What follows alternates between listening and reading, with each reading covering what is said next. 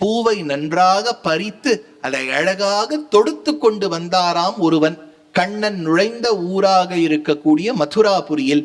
அவனுக்கு மாலாக்காரர் என்று பெயர். ஆழ்வார் பரம்பரையில 2 ஆழ்வார்கள் புஷ்ப கைங்கரியம் பண்ணா. ஒன்னு தொண்டரடிப்புடி ஆழ்வார், இன்னொன்னு பெரியாழ்வார். 2 ஆழ்வார்கள் புஷ்ப கைங்கரியம் பண்ணா. புராண காலத்துல மாலாக்காரர்னு ஒருத்தர் பண்ணிருக்கார். புஷ்பம் தொடுப்பதுங்கிறது எவ்வளவு அழகு தெரியுமா? அது சில பேர் தொடுக்கும் போது பார்த்துட்டே இருக்கலாம். பக்கத்துல அதுல கேப்பே தெரியாது.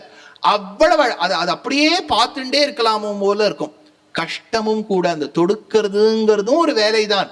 ஏதோ நம்ம சந்தனம் அரைக்கிறது, புஷ்பம் தொடுக்கிறது அப்படின்னு மட்டமா பண்ணப்படாது. அதெல்லாம் நமக்கு பண்ணவே வராது. பழக்கம் இல்ல, முடியவே முடியாது. சுலபமான ஒரு விஷயம் சொல்றேன். உதாரணம், பொண்கள் கிட்ட இவ்வளவு புஷ்பம் கொடுத்தாச்சு, நாரை கொடுத்தாச்சு, சரிம்மா நீ தொடுக்க ஆரம்பிச்சிருணும். அந்த பொண்ணு சொல்லிட்டு யார் தொடுப்பான்னு கேட்டுது. அதாவது நீதாமா தொடுக்கணும் இந்த சீன்ல அப்படின்னு. அது எனக்கு தொடுக்கலாம் தெரியாது. நீ அன்னைக்கு நான் டான்ஸ் பார்க்கும்போது தொடுத்தியே. டான்ஸ்ல தொடுக்க தெரியும், நிஜத்துல தொடுக்க தெரியாதுன்னு ஒருத்தம். அப்பதான் தெரிஞ்சது இந்த மாலாக்காரருடைய கைங்கரியம் எப்பேற்பட்ட கைங்கரியம்.